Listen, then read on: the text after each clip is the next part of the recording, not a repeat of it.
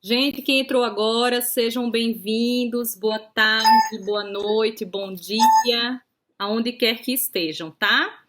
Eu vou só iniciar é, apresentando o Geraldo, para quem não conhece, acho que todos já conhecem.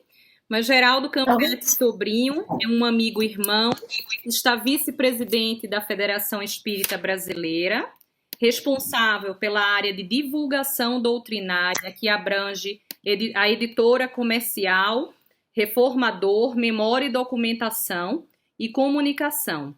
Autor, palestrante e apresentador dos programas Livros que Ilumina e Entre os Dois Mundos da FEB TV. E hoje o Geraldo vai conversar com a gente sobre a vida pede coragem. A gente só vai pedir que todos coloquem, por favor, o microfone no mute, no silencioso, enquanto o Geraldo está falando. E, diferente das outras palestras que a gente fez, quem quiser ir fazendo alguma pergunta ou algum comentário durante o instante que o Geraldo for falando, fiquem à vontade de escrever no chat, tá bom? Que aí o Geraldo pode ir acompanhando a gente para ajudar ele a tocar nesse assunto ou ele responder, tá bom? Ok? Todo mundo entendeu? Eu queria pedir então para a Márcia fazer nossa prece de abertura, pode ser? Pode sim, Rafaela, para não perder o costume. Então vamos fechar os nossos olhos, acalmar a nossa mente, sentir o nosso coração vibrar de alegria, agradecendo a Jesus pela oportunidade de estarmos aqui mais uma vez reunidos para mais uma tarde, uma noite de estudos acerca das palavras de Jesus trazidas pelo nosso irmão Geraldo Campete. Agradecemos, Senhor, infinitamente por esta oportunidade e que ao longo de toda a exposição possamos vibrar harmonicamente para todas as criaturas moradoras da nossa casa planetária, tanto no plano dos encarnados quanto dos desencarnados, para que todos possam guardar dentro de si a certeza do amparo da providência divina em qualquer momento que cada um possa passar de desesperança, de temerosidade, de dificuldades, de transtornos internos.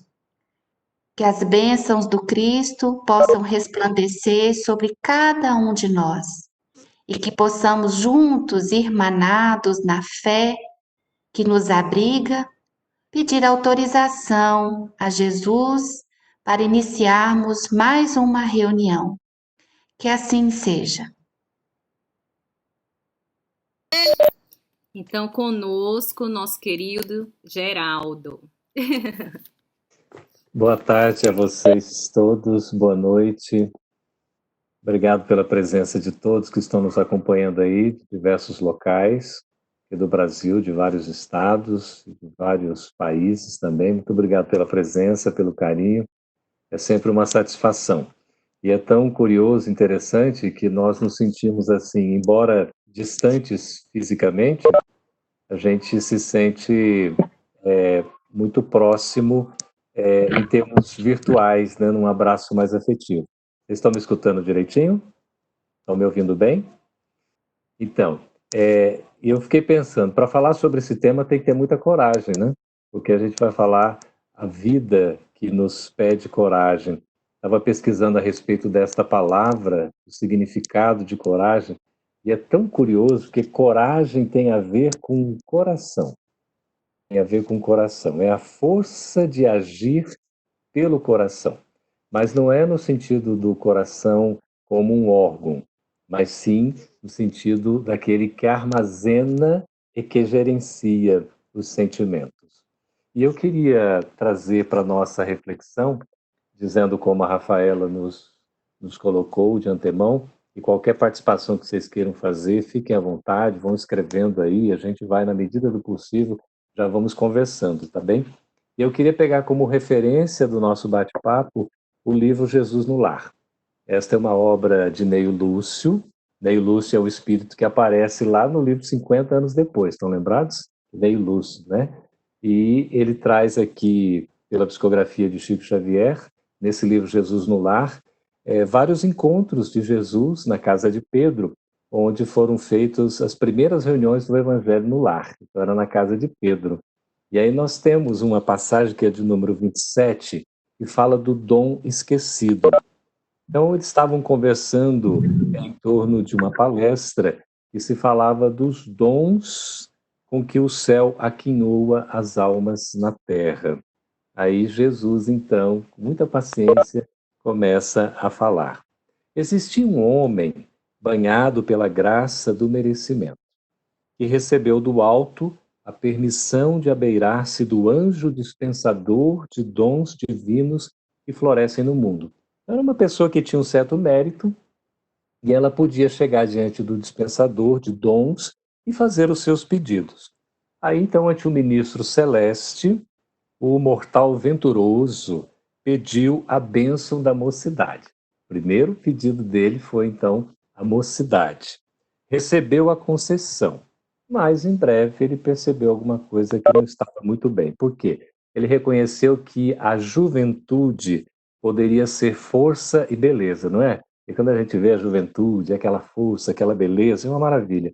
Mas também era inexperiência e fragilidade espiritual. Na juventude a gente encontra isso, né? Ainda a inexperiência e, em muitos casos, também essa fragilidade espiritual.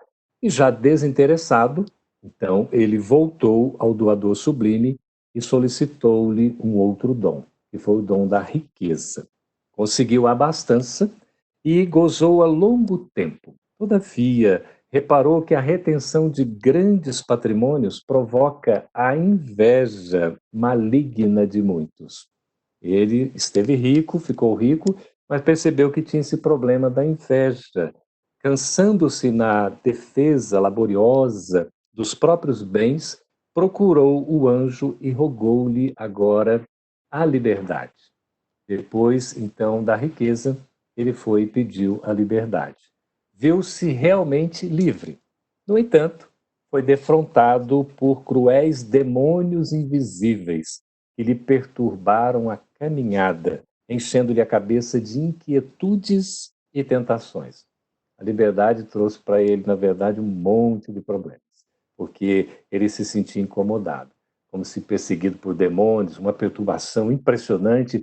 A cabeça dele ficava assim o tempo todo, uma confusão tremenda, e ele então, extenuado, em face do permanente conflito interior em que vivia, retornou ao celeste dispensador e suplicou o poder.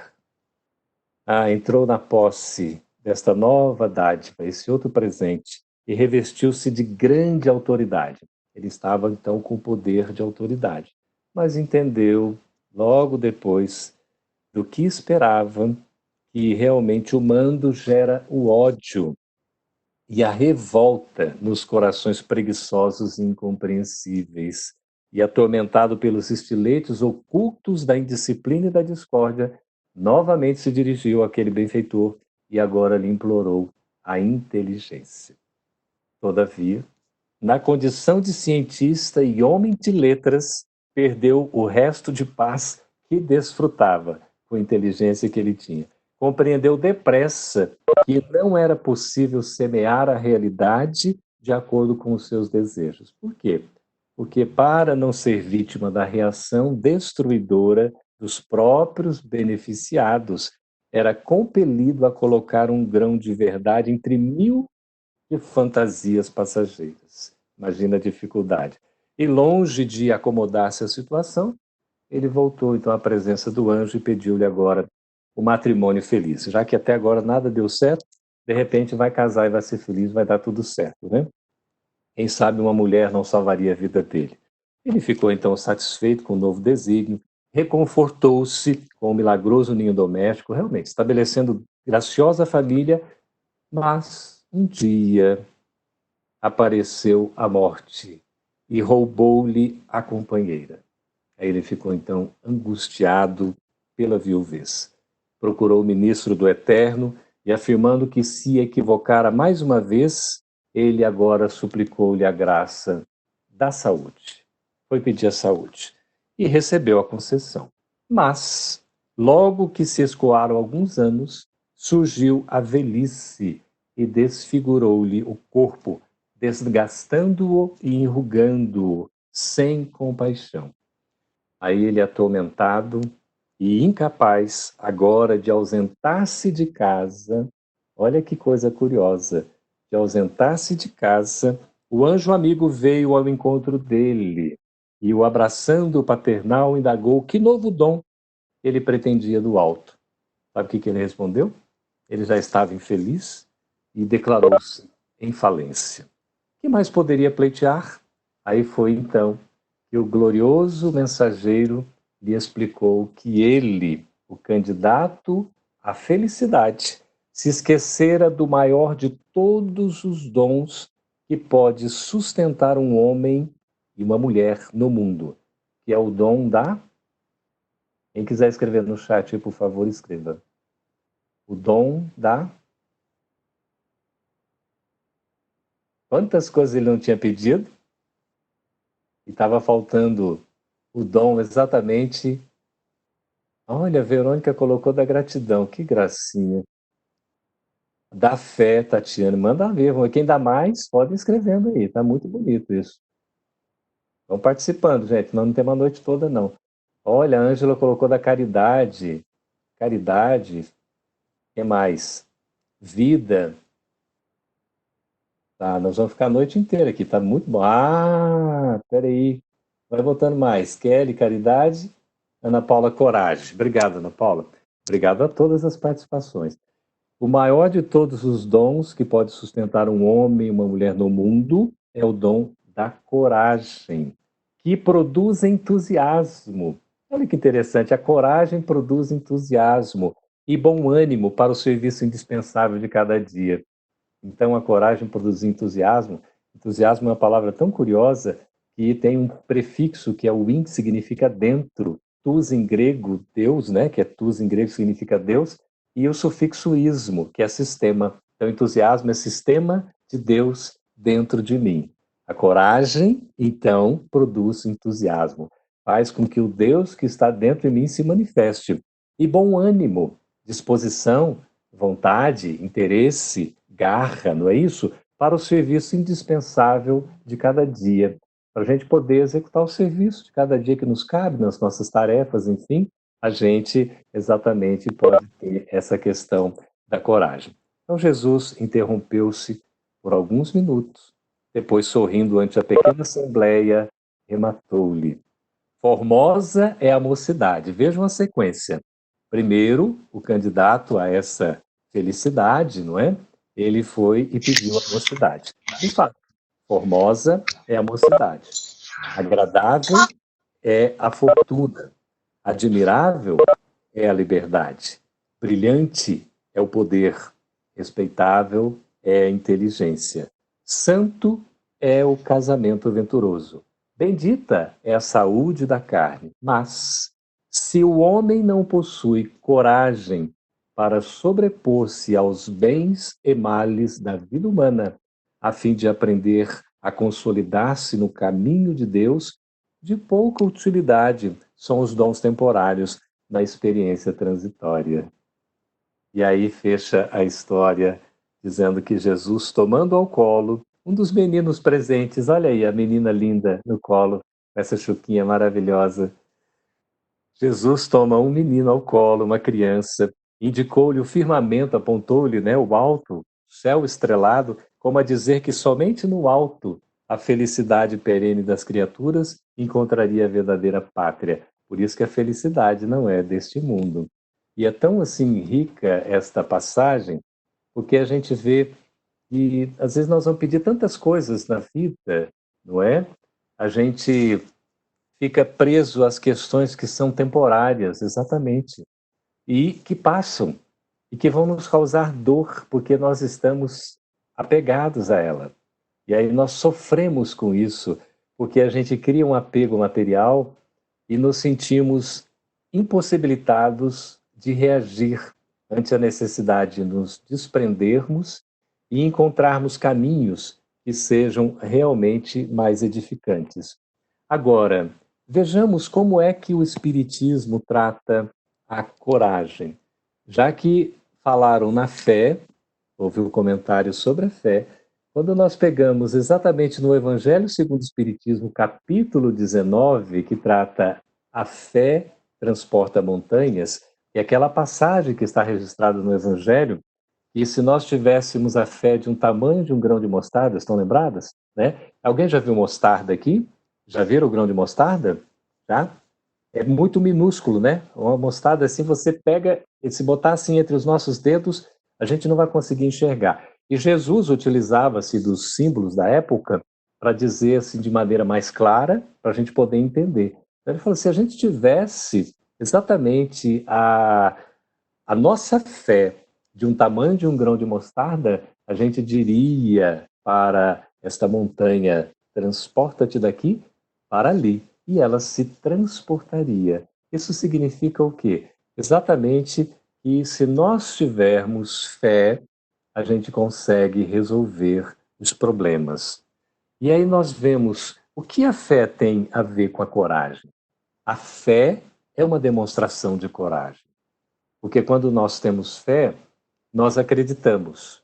Mas a fé não está vinculada apenas à crença, embora a crença seja extremamente importante. A crença, ela é valiosa para nós, porque nos dá um certo refúgio, nos dá um certo conforto. Mas não é só crença a fé. A fé é também uma esperança, porque a gente tem a esperança de nós pensarmos num futuro que é melhor, em algo que pode nos trazer benefícios, não necessariamente apenas no presente, que nós projetamos as nossas esperanças, as nossas esperas, as expectativas no amanhã. E isso é fundamental para que não fiquemos limitados apenas ao presente. A fé significa entrega, entrega a Deus, entrega à espiritualidade, essa confiança que nos dá segurança. Confiança é uma palavra que significa muita coisa para nós. Porque quando nós confiamos, nós nos entregamos. Porque nós sabemos que não estamos sós, não estamos abandonados, não estamos à beira, à margem da estrada, ou na calçada simplesmente à revelia.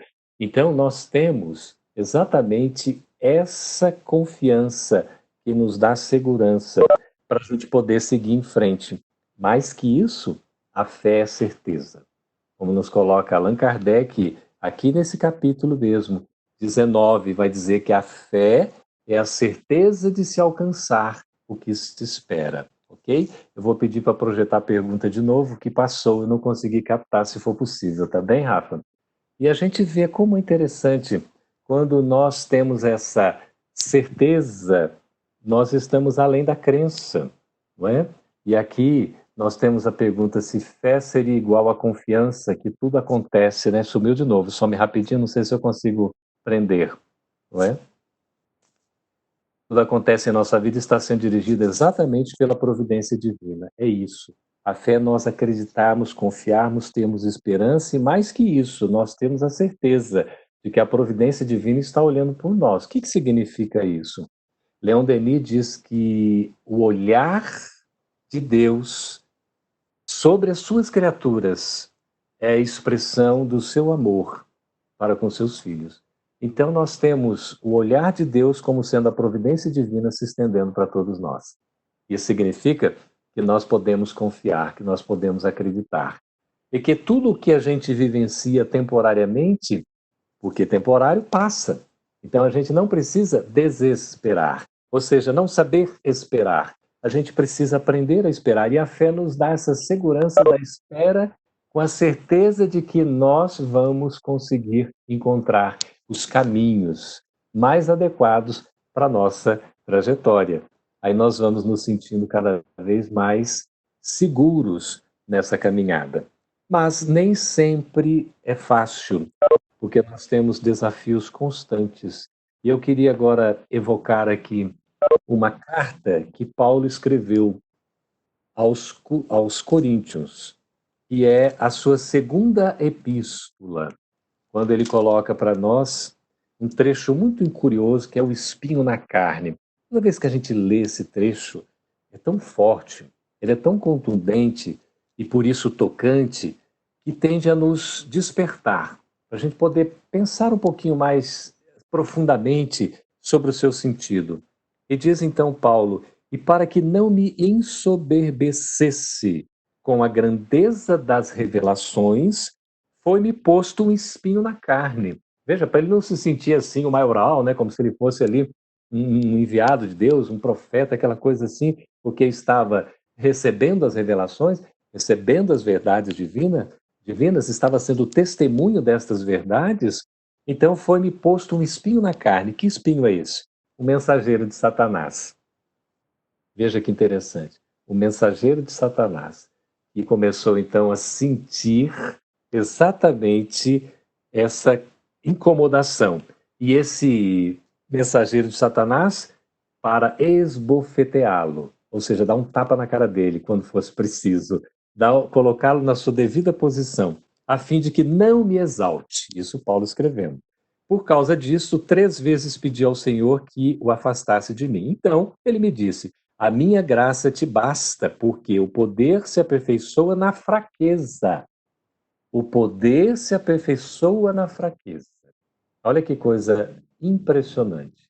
Nós conseguimos desenvolver e aperfeiçoar o poder por intermédio da fraqueza. E há um conceito muito interessante sobre a fraqueza que nos coloca no ponto de dizer o seguinte: o fraco não é aquele que não tem medo.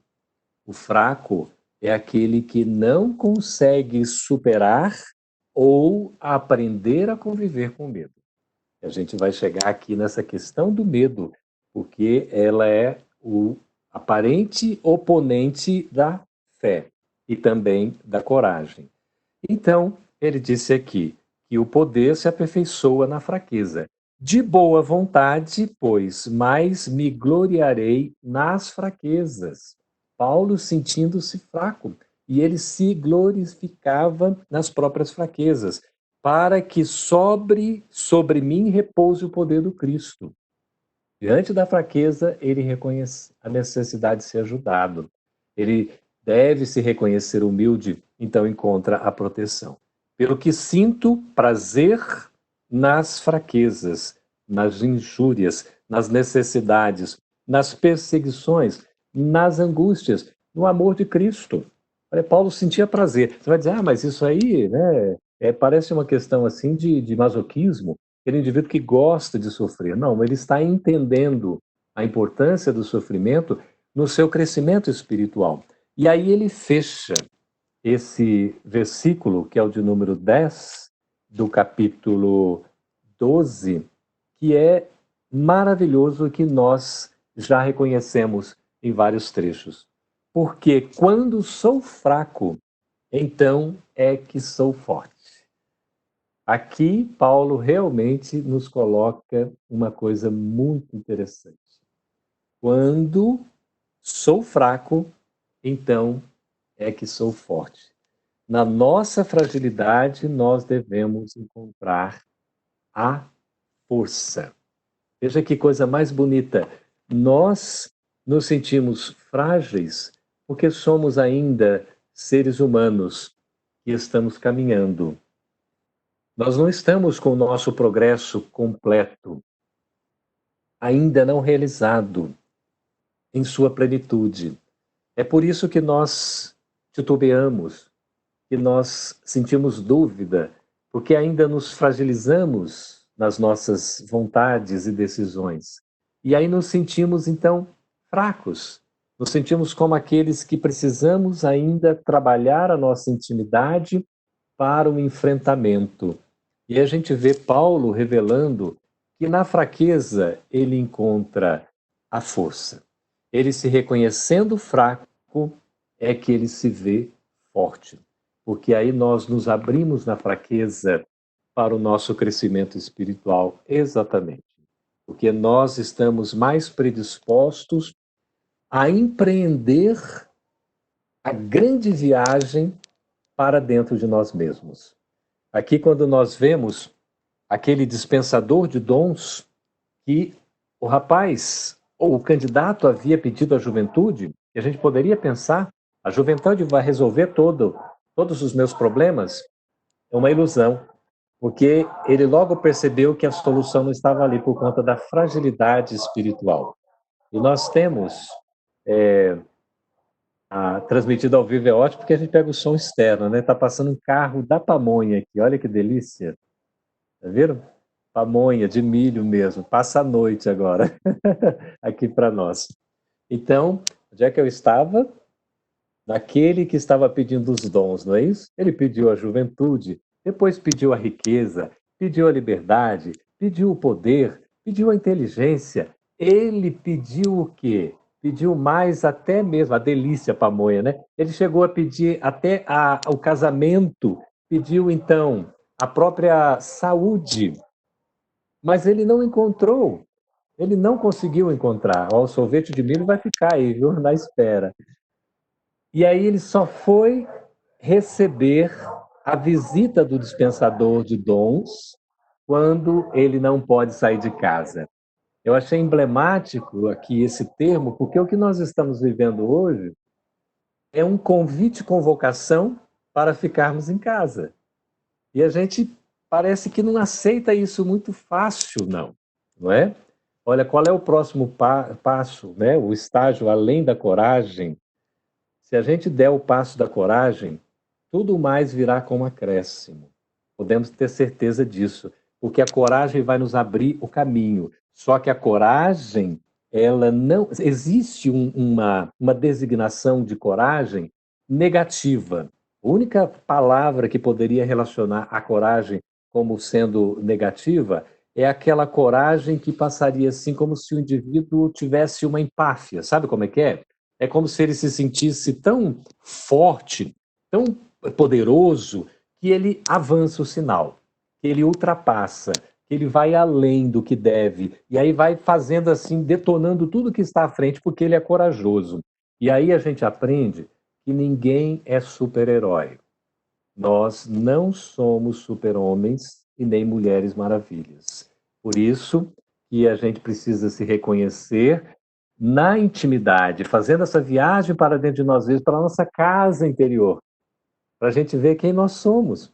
Então é o momento do enfrentamento. Eu me lembro de Chico, na leitura da vida dele, vários autores colocando a questão das passagens tão ricas sobre a existência de Chico. E tem uma das histórias que conta o seguinte, que uma senhora, ela era portadora de muitos medos. Ela tinha medo de tudo. Impressionante.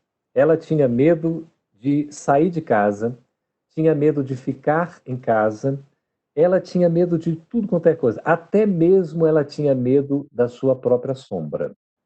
Mas ela, em certo momento, se encorajou e foi procurar o Chico. Naquela época podia sair da casa, né, não estava com isolamento social. Ela foi, então, procurou o Chico. E conversou o Chico colocando o seu rosário de reclamações, dos medos que a perseguiam, das perturbações que ela tinha, e falou. Você sabe que mulher fala pouco, né? Ela se sentiu à vontade, foi falando, né? Usando ali as suas 17.000 palavras no dia, e de repente ela despejou todo o seu rosário de medos. E como era uma pessoa educada, naturalmente ela perguntou para o Chico, mas Chico, e você? Você não tem medo de nada, não? Aí o Chico, naquela mineirês dele, falou, ai, minha irmã, eu não tenho medo de nada, não. Você sabe, eu só tenho medo é de mim mesmo. Medo de mim mesmo. E aí a gente vai aprender qual é o principal adversário que a gente tem. Nós mesmos. O maior inimigo está dentro de nós. O medo é uma emoção, por isso vem de dentro para fora. E é um elemento fundamental para a preservação da nossa vida. Então, o medo não é o oponente da coragem. O oponente, o opositor da coragem é a covardia. E a gente pode agir por covardia, não necessariamente por medo, por várias outras fragilidades, às vezes que a gente se entrega e a gente se torna covarde. O medo, no sentido de preservação da vida, ele faz parte do nosso próprio instinto de conservação. Diz uma psicóloga, Possato, que se nós, quando fala de medos, fobias, não é? Pânico e outras fobias, ela diz assim, se nós não tivéssemos medo, nós seríamos quais suicidas em potencial. Por isso o medo ele é preservador, então ele evita que nós cometamos determinados erros. Por quê? Porque nos estipula limites. E aí a gente se reconhece fraco, mas sentindo esse medo, a gente precisa aprender a trabalhar. Como é que a gente faz? Trabalha no autoconhecimento, numa viagem para dentro de si mesmo, procure se reconhecer nos seus limites, limitações, e também nas suas potências, potencialidades. Nós temos as fragilidades, mas temos também as forças. Nós somos capazes de realizar. E aí a gente vai aprendendo a se conhecer nessa viagem íntima, nesse processo de busca interior, como nos coloca o Livro dos Espíritos na questão 909. Será que a gente teria condições de vencer as nossas fragilidades, as nossas más tendências? E a resposta que o Espírito da Verdade dá é que nós podemos. Precisamos apenas ter vontade. Então, a vontade compõe a coragem, porque é aquele ânimo a que se refere Neio Lúcio, a palavra de Jesus. É esse bom ânimo, essa disposição, esse interesse em fazer alguma coisa. Isso significa vontade. Ter essa boa vontade é fundamental. O primeiro passo, de fato, para a gente começar a trabalhar o medo é reconhecer que nós somos medrosos. Aliás, para trabalhar qualquer dificuldade que a gente tenha, a gente precisa reconhecer que nós temos esses defeitos. Porque a partir do reconhecimento da nossa mazela, da nossa necessidade, a gente vai poder, a partir daí, então, trabalhar. Precisa de coragem. A gente vai ver como desenvolver a coragem aqui com Joana de Ângeles.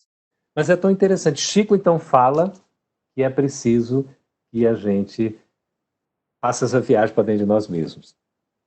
O medo que ele tinha dele mesmo. Imaginemos nós. A gente tem medo de nós? A gente tem medo do que a gente faz, do que a gente pensa, do que a gente sente. Não é? Porque às vezes somos nós mesmos quem nos colocamos em risco. Por isso vem essa preservação. E a gente saber lidar com o medo, para nós, é uma oportunidade valiosa, porque o medo vai se transformar, então, num recurso que nos auxilia na conquista da segurança. E isso é um processo gradativo. Eu queria citar Madre Teresa de Calcutá. Conhecimento, o autoconhecimento é importantíssimo nesses momentos. Exatamente.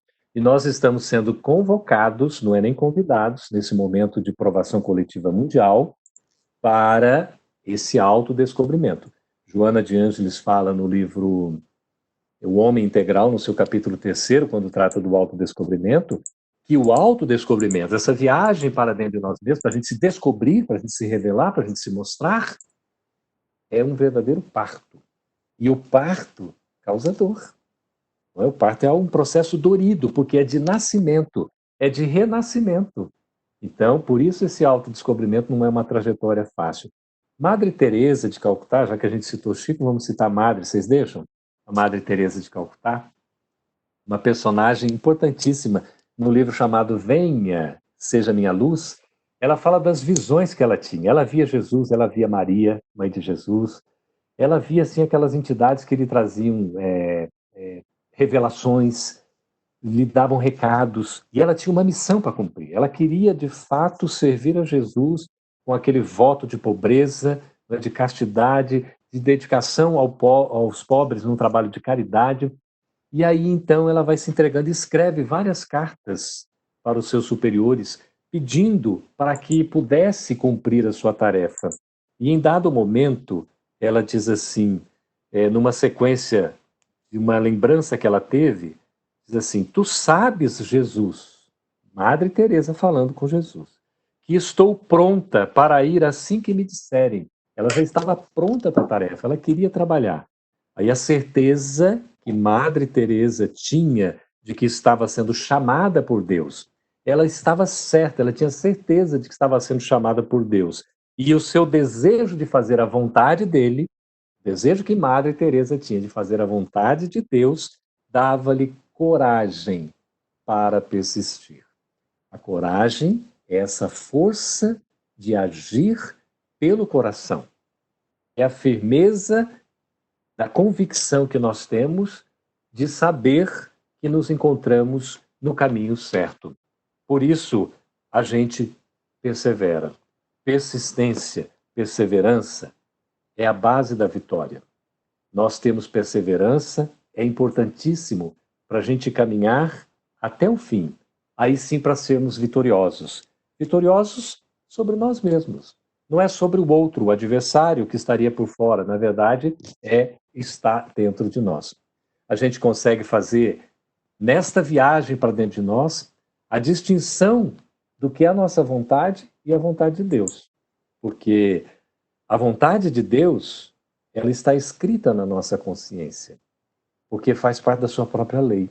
Onde é que está escrita a lei de Deus? Questão 621 de O Livro dos Espíritos. Na nossa consciência. Então a vontade, as leis divinas estão dentro de nós. Para perceber qual é a vontade de Deus, a gente precisa se olhar intimamente. Se mostrar, se revelar na nossa intimidade. Aí a gente vai perceber qual é a vontade de Deus.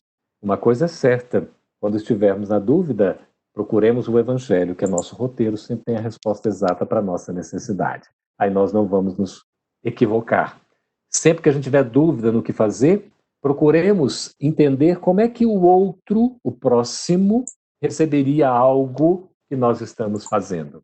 E aí sim, nós vamos exatamente ter condições de poder descobrir Deus dentro de nós, qual é a sua vontade e mais que isso, esse é tema de palestra de amanhã, não é? Nós vamos conseguir fazer com que, nesta regra áurea de respeitar o outro, de amar o outro, também amaremos a Deus e amaremos a nós mesmos, porque a nossa vontade estará também alinhada, estará no mesmo propósito dos desígnios superiores na nossa existência. E aí então, Joana de Ângeles vai nos ensinar como é que a gente trabalha essa questão da coragem. Ela diz que a coragem nasce nos valores morais do homem.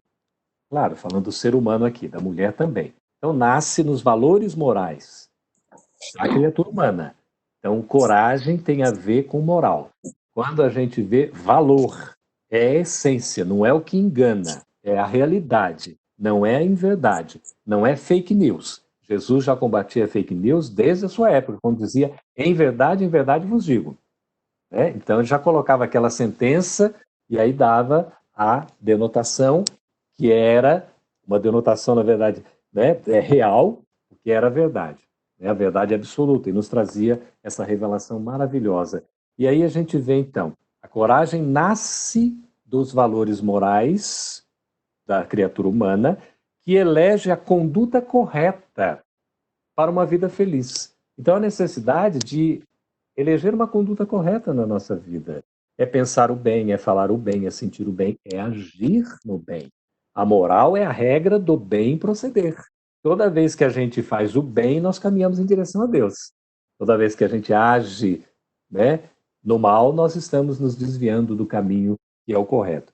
Aí Joana diz assim, a coragem de viver, porque a vida nos pede coragem, deve ser treinada continuamente.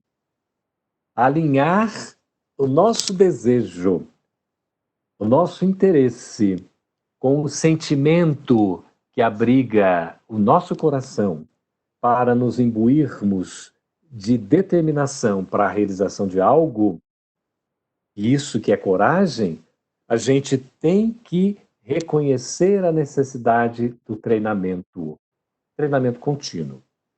Treinamento é o seguinte, nós aprendemos a fazer fazendo. Não tem como. Exercitar, treinar, passar pela experiência de, e aí a gente vai adquirindo a coragem. Eu me sinto tão frágil, ainda tão fraco. Tem que se esforçar. Fazer força, se esforçar. André Luiz fala, se a gente fizesse um pouquinho de força, porque quando completa a resposta da questão 909, que a gente fez a pergunta, mas a resposta está lá, né? Será que a gente consegue domar as nossas más inclinações? Sim, conseguimos. E a gente consegue tendo o quê? Vontade. O que nos falta, geralmente, é a vontade. Se nós nos esforçássemos um pouco.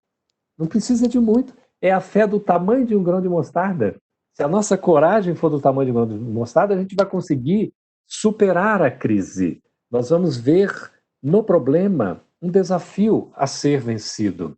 Nós vamos ter condições de trabalhar este elemento fundamental que Chico Xavier aprendeu desde o momento que começou a conversar com Emmanuel, quando apareceu ele a primeira vez, lá na beira do açude, lembra, em Pedro Leopoldo? Vocês estão lembrando? Estão lembrando ou não estão, gente? Todo mundo aí balançando a cabeça, né? Que beleza. Vocês estavam lá por um acaso? Como é que vocês se lembram disso? Estão lembrando, mas não estavam lá. Isso a gente já leu. Aí, pergunta, Emmanuel, você quer trabalhar comigo, Chico? Quero, sim. Então tá bom, nós vamos assinar um contrato. Esse contrato tem só 3 cláusulas. Disciplina, disciplina e disciplina. Foi o que a nossa amiga disse aí. Exatamente. A disciplina, para nós, exige uma educação de um esforço continuado pelo treinamento, até que se adquira o hábito. O hábito já vem quando você já fez o esforço repetitivo, então passa a ser natural. Doutora Márcia, que coisa linda, ela está lembrando Emmanuel, no livro Fé e Vida. Se não for esse livro, é o outro, mas eu acho que é Fé e Vida, quando ele fala exatamente isso, que a disciplina é precedida pela espontaneidade.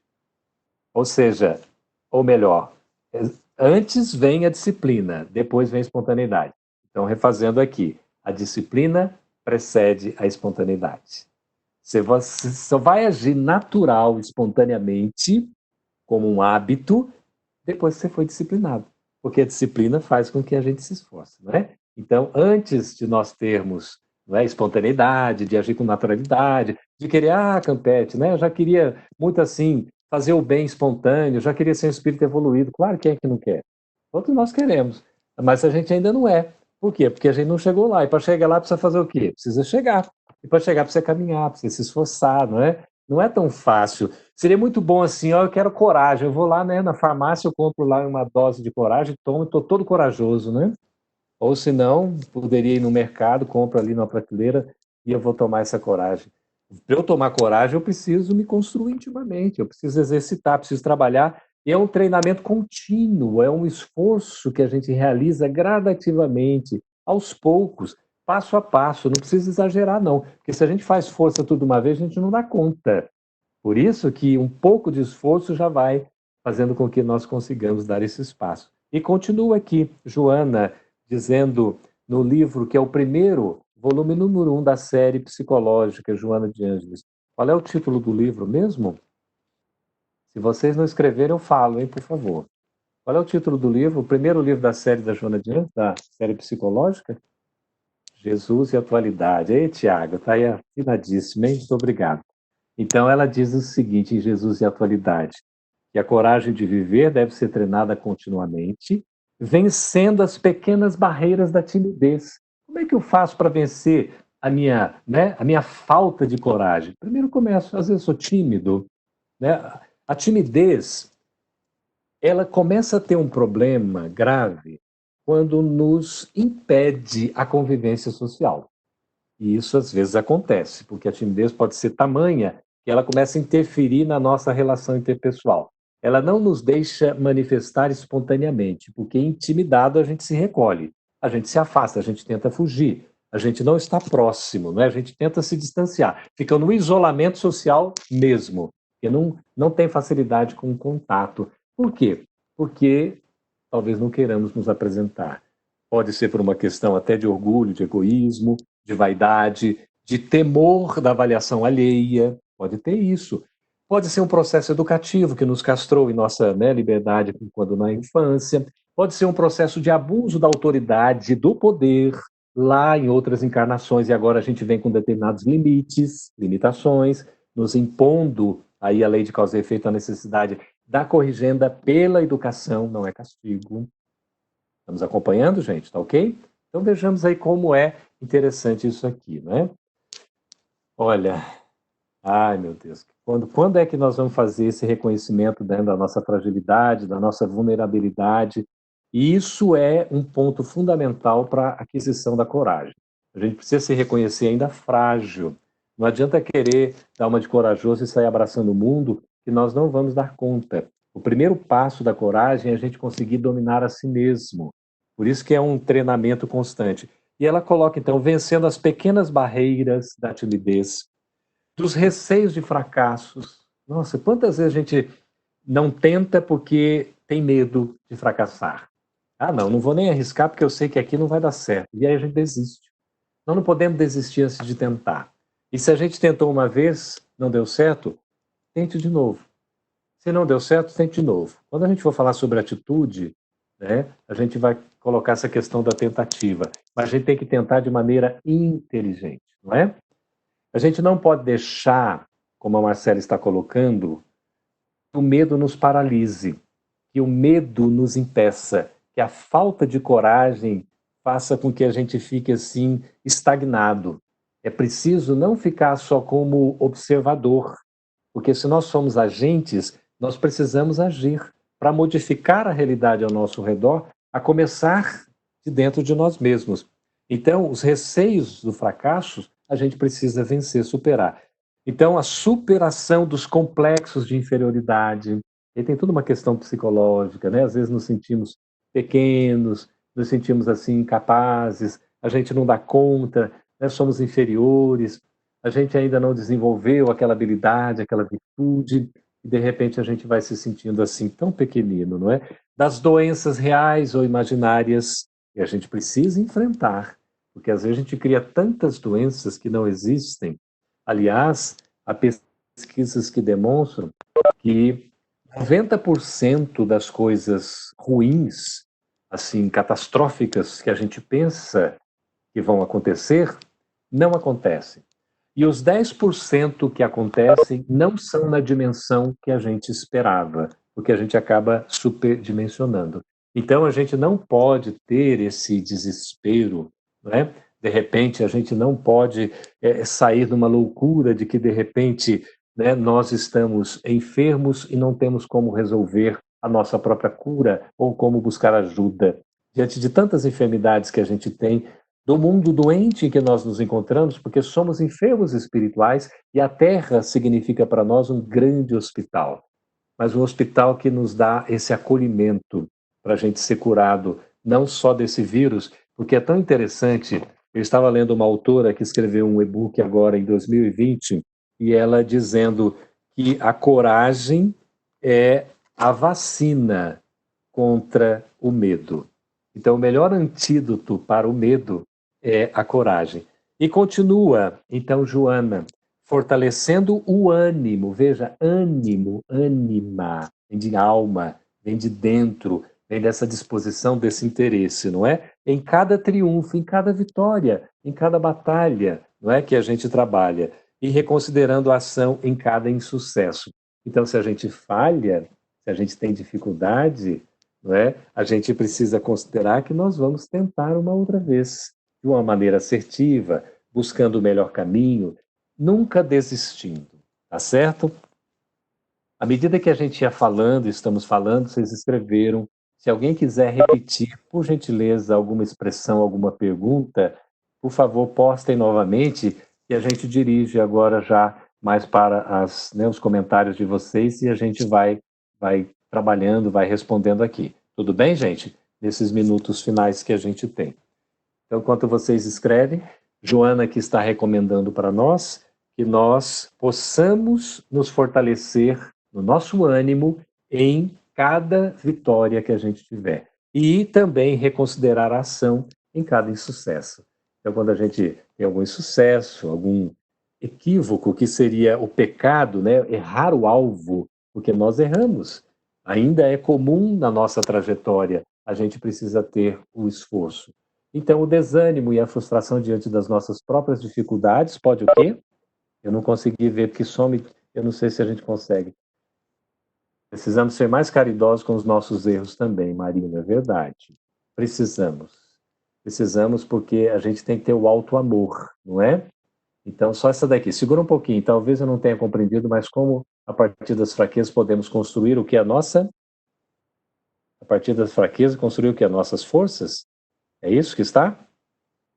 Puxei para mim de novo, se conseguir. Construir a coragem... Coragem e força. Coragem e a força. Exatamente. Pegando o exemplo de Paulo, na carta que ele escreve, ele diz que na fraqueza ele é forte. Por quê? Porque quando a gente se reconhece frágil, nós nos abrimos para receber ajuda. Quando nós nos achamos presunçosamente fortes, nós nos fechamos porque nos achamos autossuficientes. Então é por isso que essa fraqueza, que se torna uma abertura, vai nos possibilitar nos fortalecer cada vez mais. Ok? É nesse sentido. Obrigado para você, Clésio. E que linda essa menina, meu Deus. Como é que é o nome dela mesmo? Escreve para nós. Liz. Liz. A Liz. É uma flor de lis, realmente. Nós temos uma música aqui, né, do Djavan, Flor de Lis. Natureza nos dá muito exemplo. Eu estava me recordando de Leon Denis. Ele diz que no contato com a natureza ele conseguiu muita força. A timidez alheia que me toca, que me levou a push... Deu para acompanhar mais aqui. Seria o amor a verdadeira demonstração de coragem? Quem ama é corajoso? Olha, o amor é uma expressão de tudo de bom que nós temos, sem dúvida. Até para demonstrar, né, a nossa coragem, o amor seria o maior exemplo.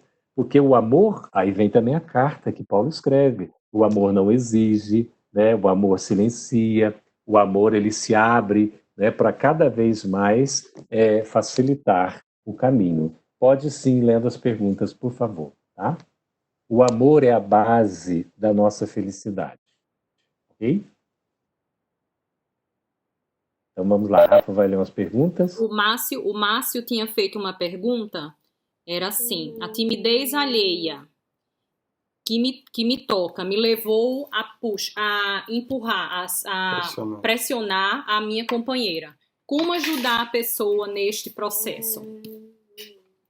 Pela própria convivência, reconhecendo o outro com quem a gente convive, a gente tem proximidade, devagar, com cautela, com cuidado, respeitando o ritmo do outro. Sabe por quê? Porque às vezes a pessoa é tímida e ela não vai deixar de ser tímida, como alguns de nós não deixamos. Eu, por exemplo, sou uma pessoa tímida. Alguns não acreditam. Mas eu sou tímido e eu revelo a minha timidez até na minha própria cor, né? Da minha pele, na tez avermelhada. E o que acontece? Mas a gente vai aprendendo a lidar, dois, né? Nós estamos juntos. Obrigado, amigo. Mas a gente aprende a lidar com isso. Isso não pode impedir da gente se manifestar. Agora, cada um tem o seu ritmo, o seu tempo. Então, o desenvolvimento dos laços de confiança vai fazer com que as pessoas se abram numa relação que pode se ampliar. E aí a pessoa vai permitindo a aproximação e vai se dando o direito também de permitir essa intimidade, para que ela não se sinta intimidada.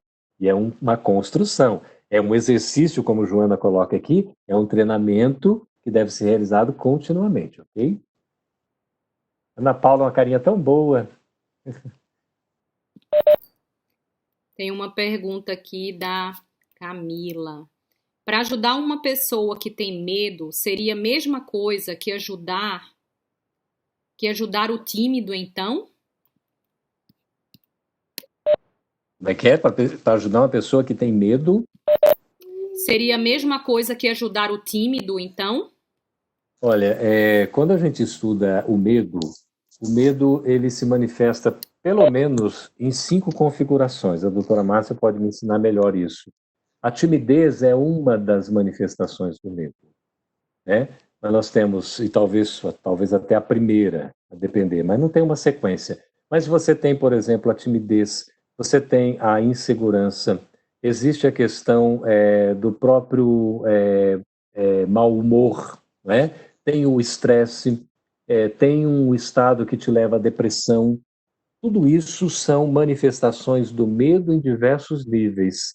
Então, a gente ajudar a pessoa, né, que tem medo, precisa se reconhecer o nível de medo que ela tem. E entendendo que o medo é uma emoção, por isso, natural. Vem de dentro. Todos nós temos um medo como um instinto de preservação. Mas quando ele impede exatamente a nossa relação ali, aí fica difícil da gente poder exatamente trabalhar outras questões, porque a gente se sente impossibilitado de prosseguir. Por isso que tem que ver se o medo é uma questão mórbida, é uma questão que vai levar a uma fobia social, não é? A gente precisa trabalhar. Agora, muitas vezes, precisa de um atendimento terapêutico, de um acompanhamento profissional para poder dar o devido atendimento mesmo à questão. Né? Além das orações, das preces, do atendimento no centro, sem dúvida alguma, e da presença, não é isso? Então, nesse sentido. Muito obrigado. Dona Márcia está dizendo que é exatamente isso, doutora Márcia? Eu acredito nela. Eu acho que exige muito para a gente ter coragem, como você falou, Geraldo, a gente assumir para nós mesmos que temos algumas falhas, né? Temos inúmeras, né? Exato. Inclusive essas, com relação ao medo, e buscar realmente, algumas vezes, são muito necessárias a ajuda dos médicos daqui também, né? Perfeito, claro. Sem dúvida, não podemos fugir disso.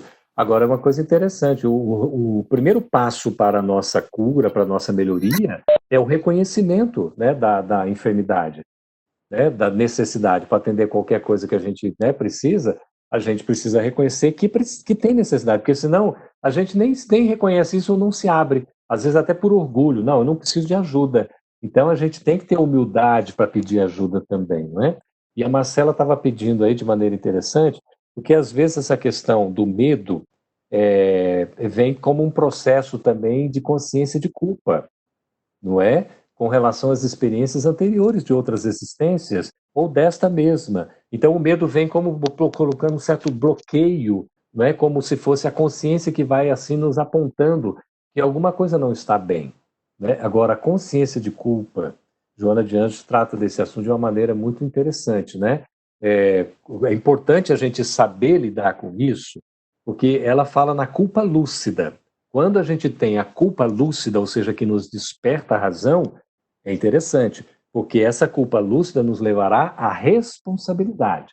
Agora, quando é aquela culpa que nos coloca com uma consciência de culpa, que a gente fica num tormento, não é?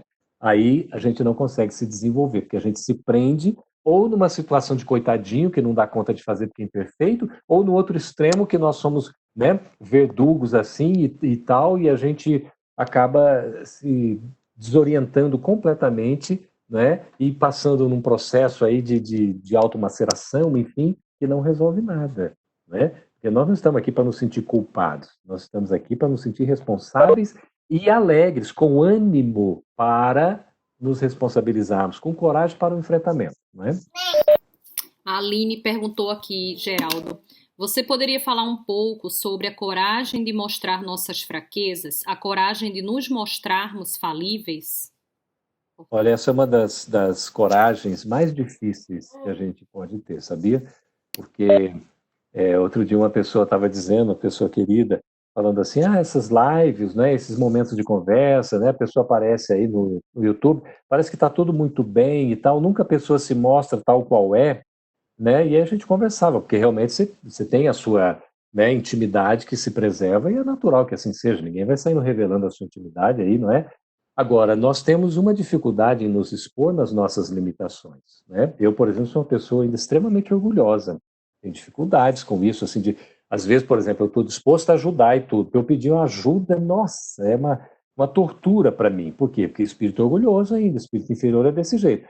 Então, a gente tem dificuldade com isso, mas é um aprendizado, porque é um exercício de uma humildade, que se a gente ainda não tem, nós temos que fazer o esforço por conquistar, né? Mas é um caminho muito bom, porque nós todos somos seres humanos, frágeis, falíveis, e eu me recordo, vocês já assistiram Star Trek, não é? Jornada nas Estrelas? Tem na Netflix, tem 2 temporadas de Star Trek Discovery. E é tão interessante que tem um personagem que é um kelpiano, acho que esse é o termo. Ele é de um outro mundo, né? E ele parece uma ave. Não sei se vocês estão identificando o que eu estou falando. Ele é um corpo assim, é um bípede de tudo, mas ele parece uma ave, como se fosse assim, né? Seria um humanoide nesse sentido. E a característica do povo deles é que vive com medo. Eles vivem fugindo, eles têm uma baixa estima impressionante. E de repente mostra num episódio que ele, ao morrer, na verdade ele não morre, ele adquire a força. E ele percebe a força que tem dentro de si, porque ele enfrenta o medo. E aí então ele consegue voltar ao seu povo e demonstrar essa coragem num processo de transformação. Mas é bastante dolorido. Mas veja, passou pelo reconhecimento da fragilidade. Não é? Excelente. E tem pessoas que também elas ressignificam esses instantes, né? Por mais que a gente sempre fala aqui, por mais que eu possa vivenciar o desencarne de um ente querido de uma forma, o Geraldo vai vivenciar de outra, o Arnaldo vai vivenciar de outra. Cada um vai vivenciar de uma forma, né, também. Exatamente. Cada um tem a sua forma, tem a sua maneira, tem o seu timing, tem o seu tempo. A gente tem que respeitar isso. Né? Às vezes a gente quer ajudar alguém, quer impor aquele alguém a nossa maneira. Exato. A gente tem que ter paciência também, porque às vezes não é o melhor caminho. O que dá certo para mim pode não dar para o outro. Exato. Uma coisa é certa, quando Kardec pergunta lá se é um ponto de felicidade comum para todo mundo, né? Aí ele responde, com relação à vida, né, material, é ter o necessário. E com relação à vida espiritual moral, é você ter fé no futuro e a consciência tranquila. Exatamente. A Kelly havia perguntado assim: a terapia é uma forma de trabalhar o autoconhecimento e melhoramento pessoal? Com certeza. Fazer terapia faz muito bem, principalmente se nós conseguirmos um terapeuta, né, um profissional que tem uma linha, né, espiritualista, se não for espírita e tal, né? Não é que seja obrigatório, mas facilita muito por causa da compreensão e tudo. E os terapeutas, né, os psicólogos, enfim, os profissionais dessa área, eles nos atendem muito no sentido de ajudar, né? De ajudar, não é ajudar interferindo, é tão interessante, e aí eles vêm como profissionais mesmo, dando o tempo de cada um. Quem já fez terapia sabe disso, né? Faz muito bem, né? Eu me lembro que a primeira vez que eu fiz terapia, o psicólogo, que era um jovem, eu era mais jovem também, hoje eu sou jovem há mais tempo, né? Mas eu era mais jovem, aí ele colocou assim, recomendou a leitura de um livro, que é O Cavaleiro Preso na Armadura, né? Um livro extraordinário, assim, que a gente faz uma viagem para dentro de nós mesmos, né? E aí, na última sessão de terapia que eu tive, ou nas últimas sessões, eu me lembro que um psicólogo colocou o seguinte: você está caminhando na neve e se escondeu atrás da árvore. Eu sou o Geraldo Campetti, tá? O Mano Carlos Campetti. Obrigado, Ana Paula. Mas o Mano é o meu protótipo, é o meu exemplo. Eu não posso falar isso que ele não gosta de ficar ouvindo essas coisas, não. Aí o psicólogo disse isso para mim, que eu estava caminhando numa neve e me escondi atrás da árvore. Eu olhei para ele assim, porque sabe o que acontece, né? Você caminha na neve, o que acontece? Ficam as marcas, não ficam? Ficam ali as pegadas, vai até a pegada direitinho até onde você está, né? Aí eu olhei para ele assim, fiquei um tempo silencioso e tudo, e disse, mas vem o vento, né? Aí vem o vento e faz o quê? Tapa, né? Tampa aquelas pegadas, pelo menos provisoriamente. Aí ele percebeu o quê? Que eu estava fugindo. Eu continuei fugindo, né? A questão do autoenfrentamento. Então, quando a gente faz terapia, a gente é jogado assim nesse sentido, ou levado, ou conduzido a tentar nos reconhecer, né? No tempo de cada um. Tá bem, gente? O que mais? A gente conversa muito aqui, Geraldo, só que a gente precisa cuidar quando não só a terapia, né? Mas qualquer outra coisa está se sobressaindo à doutrina espírita, né? Então, ótimo. Obrigado por colocar isso. A gente pode ficar mais 10 minutinhos para encerrar?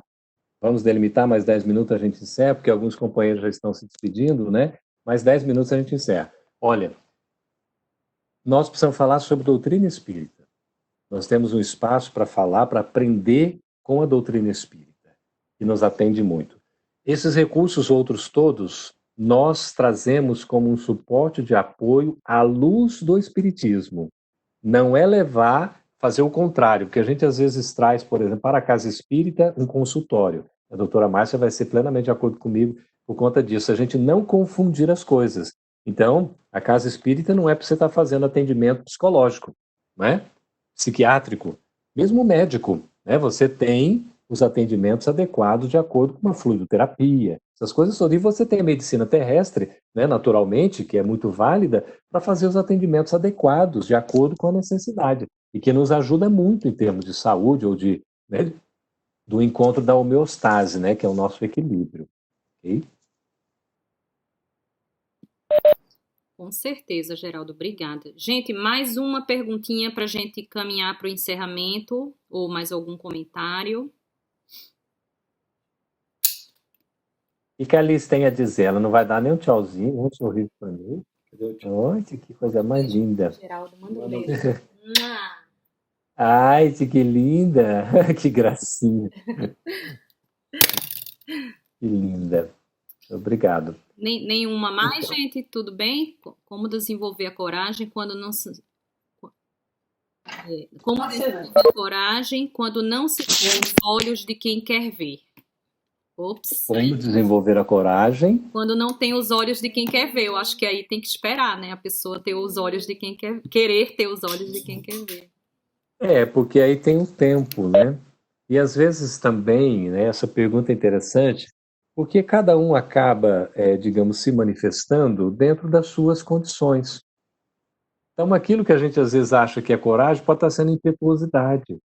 A gente tem que tomar cuidado com isso, porque às vezes aquele que se mostra aparentemente mais frágil, mais sensível, é o que é mais forte, não é? E vai demonstrar no momento de enfrentamento que ele tem gana, que ele tem vontade, que ele tem resistência.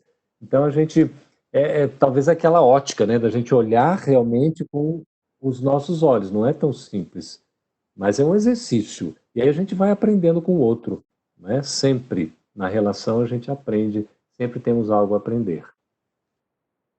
Exatamente. Olha, Jesus, que é o nosso modelo e guia, nunca violou consciência nenhuma e nunca excluiu a ninguém. É coisa tão interessante. Jesus tinha um poder de inclusão impressionante. Ele convivia com todos e sempre despertava em cada um de nós o melhor do que nós temos.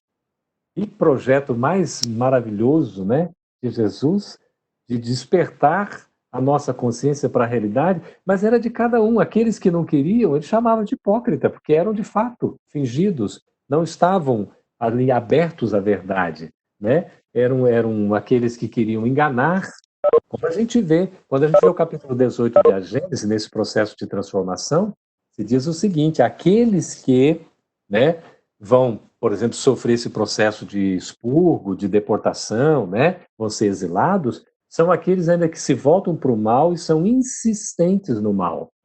Eles não querem abrir os olhos para o bem ou sequer se esforçam para o caminho correto. Então, aí sim, cada um vai receber segundo as suas obras, né? Segundo a sua condição. Mas nunca há punição, sempre é um processo educativo. Com certeza. Vamos. Então, coragem é a nossa ação alinhada ao nosso coração. Então, quando a gente tiver alguma dúvida, claro que a razão, a inteligência são elementos cognitivos indispensáveis para nos orientar com lucidez. Mas tenhamos a certeza de que a voz do coração fala mais alto, porque ali tem a questão do amor. Coragem, agir com o coração, Ana Paula. É isso mesmo. Então, hajamos mais com o coração, porque o coração vai revelar o amor que a gente tem dentro de nós e que precisa ser exercitado para conosco mesmo, o amor para com Deus, nosso Pai, e o amor para com o nosso próximo.